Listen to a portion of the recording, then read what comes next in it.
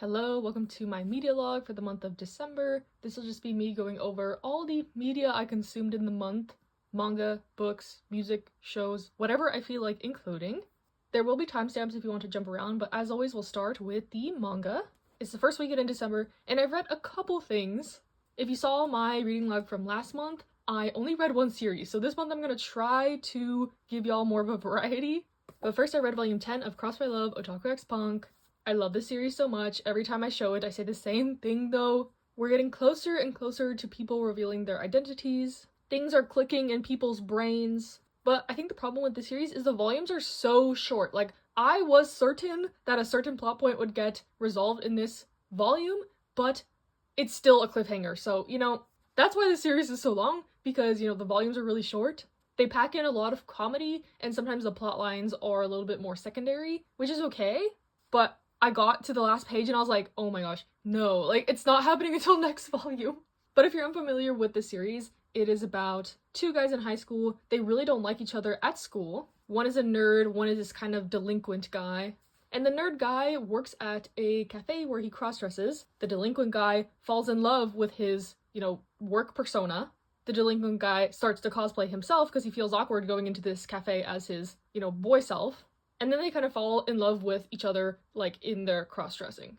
And their friend groups are involved, their families are involved, it's super messy, but it is highly entertaining in my opinion, and I do continue to enjoy the series, even if I'm a little frustrated with the plot developments being so slow. And then I read volume 5 of Delinquent Daddy and Tender Teacher. This series is always a treat to me. It's just a wholesome, slice-of-life, family-based BL about an elementary school teacher getting together with one of his students' fathers, who he actually knew in high school, had a crush on. Now he's a single father. And at first it was just helping him with school-related things, but they get closer and form a relationship. And with that comes complications in general because of him being a teacher. And I think this volume in particular has a realistic depiction of the logistics with this teacher situation. One of the teacher character's coworkers is kind of catching on, so they decide to take a break in their relationship, figure out their priorities, figure out how they're gonna make this work, etc. And yeah, I don't know. This manga has had a lot of realistic aspects so far, in my opinion. Just about how it is to be in a relationship with someone who has a child, putting the child's needs first, but, your whole identity can't be being a parent. You also have to have some things for yourself, and a relationship, and fun, and yeah, I don't know. I really like this manga. Like I said, it's mostly slice of life, so if you're looking for something like this, I would highly recommend. I also started reading some volume 1s for a volume 1 tri-vlog, but I'll kind of batch those all together and speed through them in this video, and I'll be back once I read some more things. Hello, there are a couple more things that I have read so far in the month that I wanted to talk about. Kind of a big one. I read volume 5 of the manga for the Other World's Books Depend on the Bean Counter, and I read volume 2 of the light novel. So these two kind of coincide. Volume 2 of the light novel starts this kind of church arc, and volume 5 is when they're still kind of in the beginnings of the church arc. So yeah, I've talked about this before. I thought the first volume of the light novel was really one-to-one with the manga, but starting at this point, the light novel has a lot more detail than the manga. So if you're unfamiliar with this story, this is an isekai about this accountant who gets sucked into this other world accidentally, and he's so used to being this kind of corporate slave that he ends up working in the accounting department of this new world. But since he has never been exposed to magic, it's hard for him to acclimate to the magic in this world, and he needs a sort of magical bodyguard, which is where this knight character comes in. But in this arc in particular, he is sent to investigate the church and their finances. So we're getting more into like the political implications of the world and the magic system, and the manga just doesn't go into as much detail as the light novel for sure. So now I'm kind of changing my opinion and saying that, like, you should read the light novel. Before I was like, oh, it's like really similar, you're not missing out on much, but yeah, I'm on team light novel now. But I like this arc, I like the kind of progression of their relationship. We have the whole, the heart grows fonder when you're apart type things. Aresh has to go on this mission, Kondo's left at home, dealing with this whole church thing. But yeah, I don't know, I really like this manga slash light novel.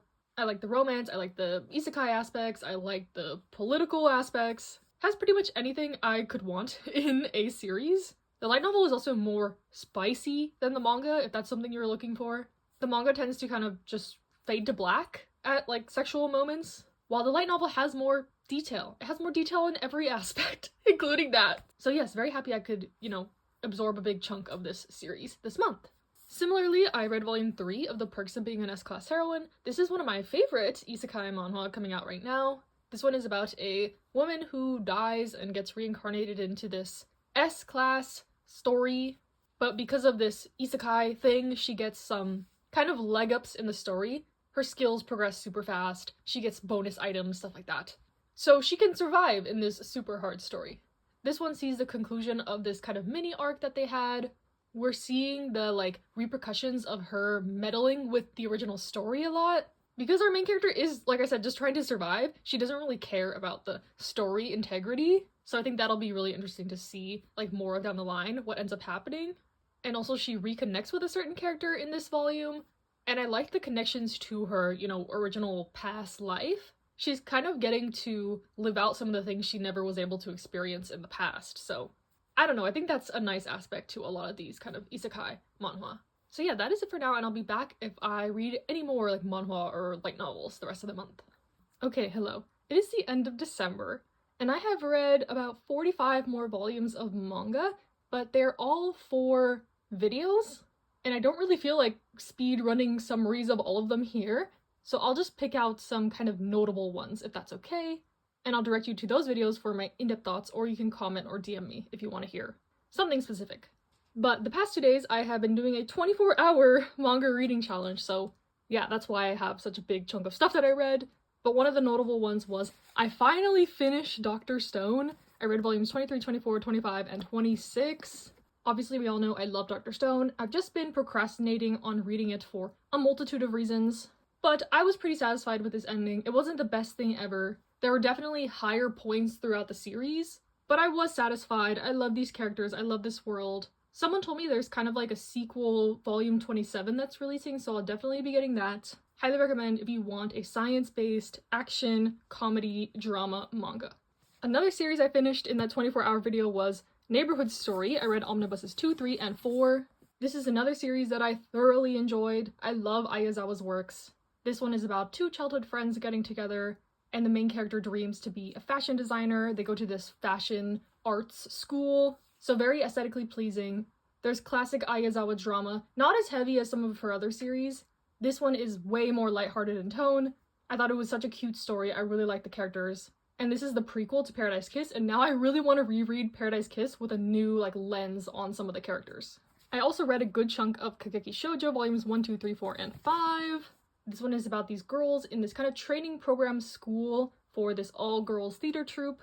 Our main character wants to be one of the top stars in the theater troupe. So if you like theater shenanigans, I would definitely recommend this one. There's some drama, there's some competition between the girls, but it really is about pursuing your dreams, friendship. There's some good LGBT plus representation in this one, and I'm definitely going to be reading more of this. I enjoyed these 5 volumes. There's also a prequel that is kind of required reading for this, though. It's called The Curtain Rises.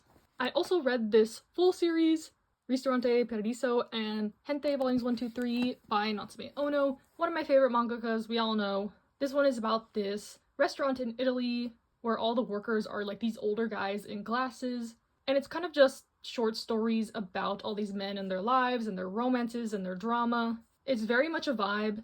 If you like Natsume Ono stuff, you're gonna like this. I was very satisfied with this little short series as well.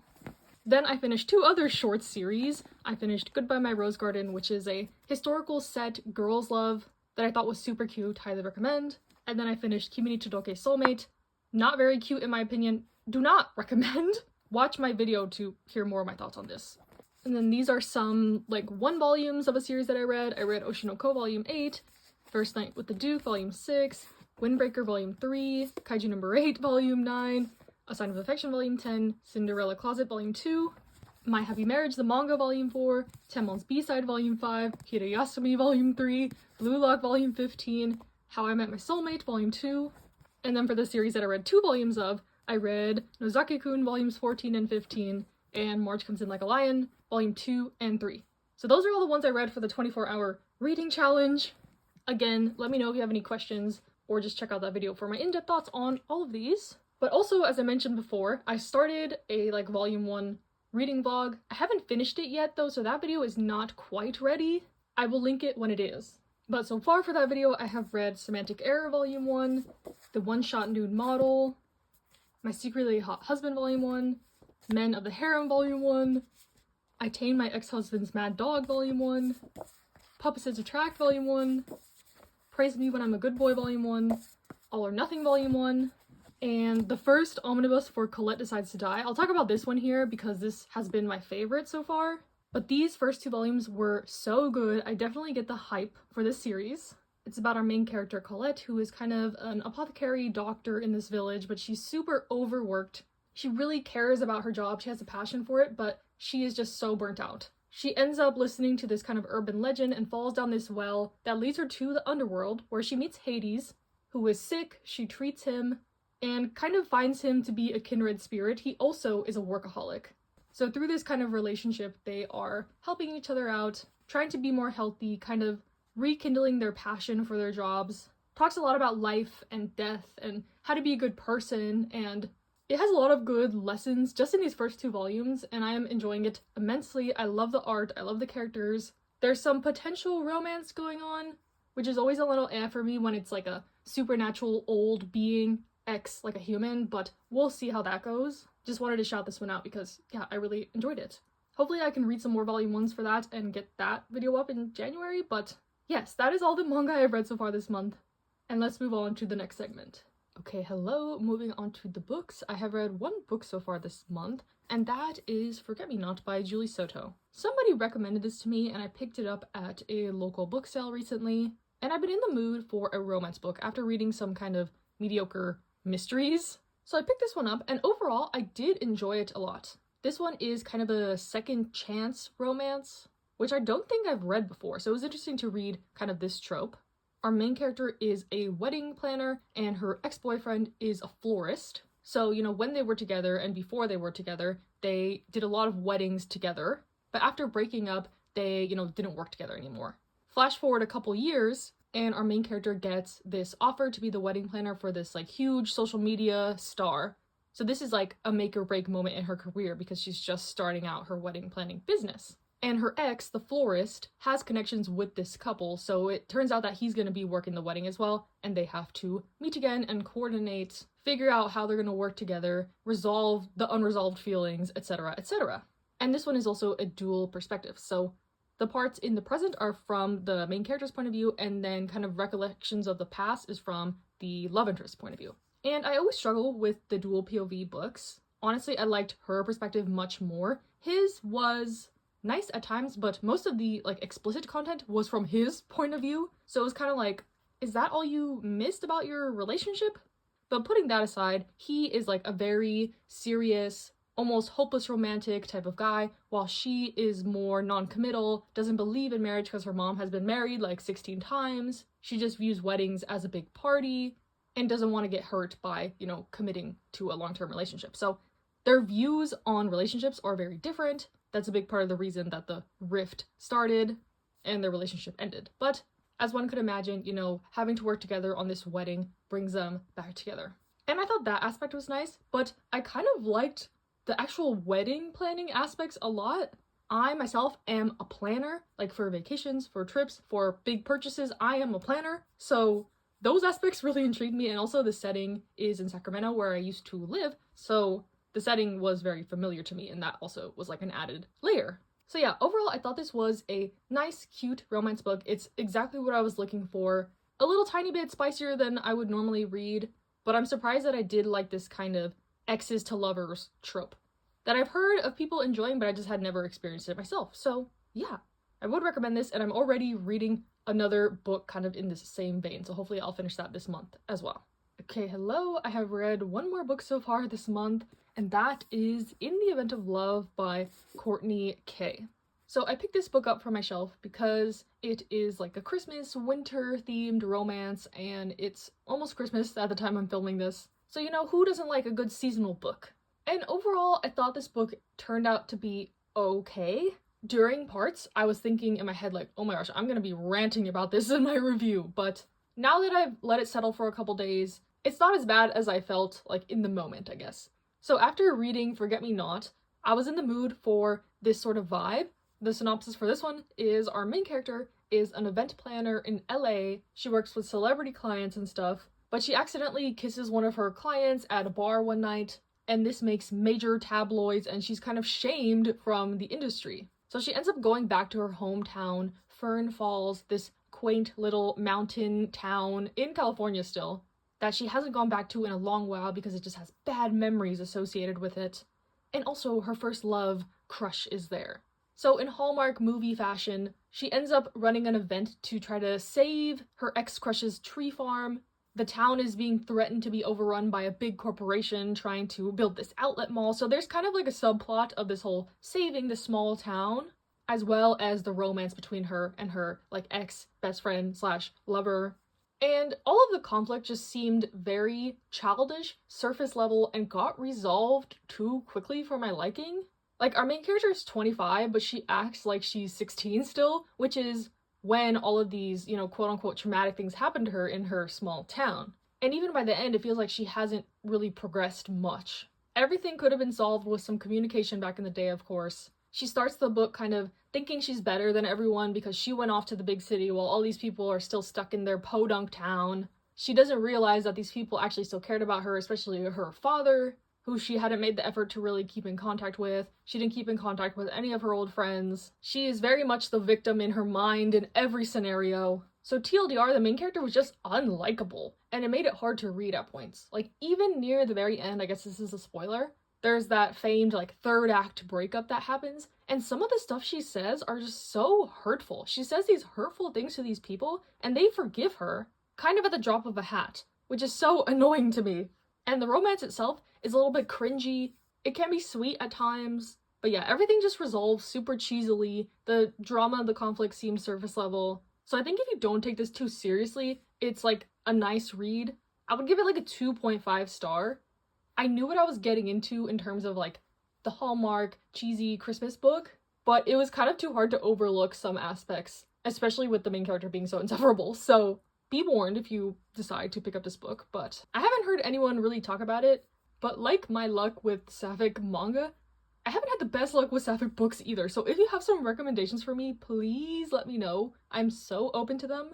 I read the Delilah Green Doesn't Care trilogy, and a couple others are on my Goodreads, but yeah, kind of sad this one was a little bit of a dud. But I just couldn't get over the way the main character acted. Like, we're the same age, and the things she did were just kind of unbelievable. The love interest character has the patience of a saint, honestly. And I know there is a sequel, focusing on some of the, like, friend characters, but I didn't find myself too attached to any of the characters in general, so I don't think I'll be continuing. But yeah, that concludes my mini rant on this book, I guess. And I'll see if I read any more books the rest of the month. Okay, hello, I have read another book so far this month, and that is Check and Mate by Ali Hazelwood. So this is my first time reading an Ali Hazelwood book. I know, like, The Love Hypothesis is super popular, and some of her other books, but Check and Mate kind of appealed to me, I guess. It's very much like a YA Queen's Gambit type story. So our main character was kind of a chess prodigy growing up, but due to some family circumstances, she ends up quitting, having to work as a mechanic, like, right out of high school to support her family. And her friend, like, begs her, drags her to this charity chess tournament, where she ends up beating the best chess player in the world, who is this kind of young, handsome, also chess prodigy guy. And this starts, you know, a chain reaction of people trying to recruit her and asking her to come back to the chess world. And when she realizes how much money she can make from that, she agrees and tries to make it, like, strictly her job. Like, I'm not gonna get invested in this. I'm not gonna get obsessed with the world of chess like I was before because it brings up too many painful memories. It's going to be strictly business, but of course, it doesn't end up turning out that way. She gets engrossed back into the world of chess. And this, you know, prodigy best chess player in the world guy who got beaten by her also becomes very intrigued by her and wants to play again. Like, he rarely loses. Who is this girl? Why have I never heard of her? Where has she been? So yeah, overall, I actually really like this book. I liked the chess aspects. I liked her kind of moving up in the world of chess. I liked the romance also. I believe this is supposed to be a YA book, but there are quite a bit of, like, sexual scenarios. I'm aware that teenagers have sex, but this is probably the most I've seen of it in a YA novel. So keep that in mind if you're younger, I guess. But the kind of family aspects, the financial struggles, the sport, competitive game aspects, like, this had the ingredients to be, like, a really good book to me. And in the end, I gave it, like, a 4 out of 5. There's one little instance near the end that made me super frustrated. Kind of like in The Event of Love, there is this big fight and hurtful words were said. Like, maybe I'm just not well versed in like romantic relationships, but I don't fight with my family like that. I don't fight with my friends like that. And some of the stuff that was said was kind of unforgivable to me, but these characters are young, they're growing, they're learning, so it makes sense. I was just a little taken aback by that. But by the end, I was crying, I was laughing, I was happy.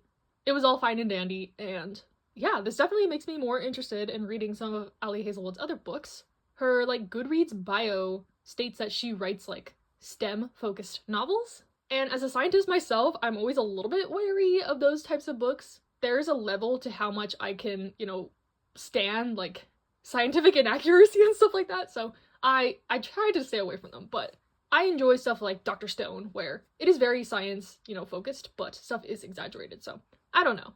Let me know if you have any recommendations, but I'm really glad I picked up this Check and Mate book. I actually finished it in one day. I usually take the bus to work, but this day I had to drive, so I picked out an audiobook. My commute is an hour, so, I can get through a good chunk of a book just driving. And I ended up listening to it on my lunch break, on my drive home, and then I just, listened to it the rest of the night, and I finished it, and yeah, it feels good to kind of binge a book like that sometimes. So this definitely took me for a ride. It was a whirlwind of a book. I listened to it from my library, that's why I don't have the physical copy, but I'm considering buying one for my collection. That's how much I liked it. So yeah, I think we had a fairly good book month this month. 2 hits and a dud. I was clearly in a romance mood, but yeah, I'm happy with the results. And then moving on to a segment we don't always have, but I've been watching some anime. So the end of December, I get a week off from work, so this is like my one time a year to just relax for a prolonged period of time, I guess. And I've been taking it day by day, so for some reason, I've been feeling more drawn to anime lately, and the first series I watched was Twilight Out of Focus. So after reading, like, Bean Counter, I was in a BL mood, I guess, and I had heard a lot of buzz about this anime when it came out. I knew nothing about the premise, honestly.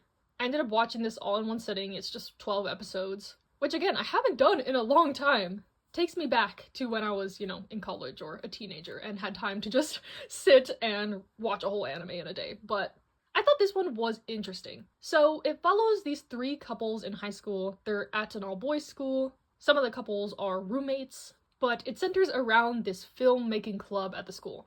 So these guys are all in this filmmaking club. Some of them are very passionate about making films. It's broken up into chunks of like 4 episodes per couple, roughly. The first couple are roommates, where one is a passionate cameraman, and he recruits his roommate to be an actor for their film. It's a BL romance film, and he knows his roommate is gay and has a boyfriend, but through working together on this film, he realizes his feelings, and yeah. I thought their relationship was quite nice. And then the second couple is kind of like a rivals to lovers relationship. It's between the president of the film club and the second year kind of leader of the film club, who butt heads because they don't like the same kind of style of filmmaking, but they end up becoming roommates, and again, shenanigans ensue. I like their relationship and dynamic the best, for sure. And then the last couple was, like, mainly comedic in my opinion. It's about this 3rd-year guy who's kind of aloof, kind of mysterious, and this 1st year who joins the club who is super enthusiastic, and he makes it clear that he wants to find a boyfriend and have this lovey-dovey romance. So they're kind of like an opposites attract type situation. And I found their relationship dynamic more funny than, like, taking it seriously, so they were, like, my least favorite, but not bad. So yeah, overall I thought this anime was okay. It had its nice moments. I will mention that because of this format, it felt like their relationships were very rushed. Like, we only had 3 or 4 episodes with each couple, so it was like, episode 1, understanding, their relationship. Episode 2, pining and trying to get together. Episode 3, established relationship, and then they have sex. The anime does it tastefully, in my opinion, but for me personally, I don't really want to see high schoolers having sex in my anime as much as it is in this anime, so be warned about that. But yeah, I thought the animation was gorgeous. This was definitely high budget. The voice acting cast was kind of all-star. I was surprised when I was looking into it. So yeah, I think if you're looking for a like cute, quick bite kind of romance anime, I would recommend this. I'm considering checking out the manga, but it wasn't like the best thing I've ever watched. And continuing on my like BL train, I watched the Hiragi Given movie. So this continues my kind of love-hate relationship with Given. If you know, you know. I really like Mafio and Uenoyama, so like the first part of the manga was stellar to me. I really like the first season of the anime, but then I really don't like Haruki and Akihiko's dynamic, so they're kind of a flop for me. So I went into this movie slightly optimistic with this new kind of couple that they're introducing, kind of like Twilight Out of Focus. You know, there's relationship arcs in the manga, I guess. And regarding, like, Hiragi's story, I thought it was kind of just okay. The relationship dynamic between him and the love interest is kind of strange, in my opinion. But I did like the kind of aspects of confronting their past with Yuki and finishing his song and that kind of vibe. And seeing Uenoyama struggle with kind of how much is he supposed to know about, you know, Mafu's past relationship? How much should he be pushing him to, you know, open up about his past? How much should he be, you know, outright supporting him? Like, what is the right kind of approach to this subject? I think there is another movie. This was just like part 1. Part 2 hasn't come out on Crunchyroll yet, but I am willing to watch it. But I'm still on the fence about finishing the manga. I've had like volume 7 sitting in my bookshelf for like 3 years now, so if that says anything about that, we'll see. Persuade me in the comments if you want for me to continue Given, but it had just such a strong start, and then it went downhill so fast for me that it's gonna take something kind of monumental to work it back up to the top for me, so yeah. And then lastly, for the anime I've watched so far this month, I watched the first 6 episodes of Dandadan. So honestly, I've never really been interested in Dandadan. I know the manga's out in English. A lot of people like it, but it wasn't until the anime came out and I've been seeing it everywhere that I kind of decided on a whim to try it out. Someone had recommended it to me on Instagram. I do these kind of Q&As every month. And since it was on Netflix, I figured it couldn't hurt to check it out. And overall, I think this anime is fun, especially if you don't take it seriously at all. It was pretty rough for me to even get past the first episode. There is the whole, like, attempted rape scene, which is extremely uncomfortable to me. But that aside, with the whole premise being about a teenage boy's balls getting taken, I don't know how I feel about that. But yeah, the story's basically this guy who believes in aliens and this girl who believes in ghosts trying to convince each other that their, like, supernatural interest is real. And in the process, they get entangled in supernatural stuff. And it's just wacky, crazy antics. If you like something like Chainsaw Man, I think you will like this. And I do like Chainsaw Man, so I feel like I can't really be one to judge if you like this. So yeah, I do plan to continue to watch the rest of the anime. Not sure if I'll jump over to the manga. Honestly, the opening alone made it worth it. Like, I almost always skip, like, anime openings other than the first time I listen to it, but this is so catchy. I can't get it out of my head, but yeah. Dandadan, crazy, colorful, wacky, little bit of a questionable premise, but if you could overlook that, I think it's fun. Okay, hello, it is the end of the month now, and there's not really much else I want to talk about. There's a couple notable music releases that I listened to. I'm not caught up at all though. I kind of dropped the ball in December. There was some nice, like, Christmas music that came out from K-pop, but I really liked Rosé's solo album. My favorite song on the album is Drinks or Coffee. Stray Kids had a good comeback. I liked most of the solo songs, especially Sungmin's His is my favorite, As We Are. I liked Youth by Lino, and Hold My Hand by Jisung, obviously.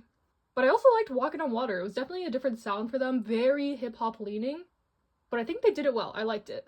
And then, of course, my girls Twice. Strategy is so catchy. I love the Megan Thee Stallion feature. I think it's integrated really well. And the rest of the album is great too. So yes, just a little bit of music in December.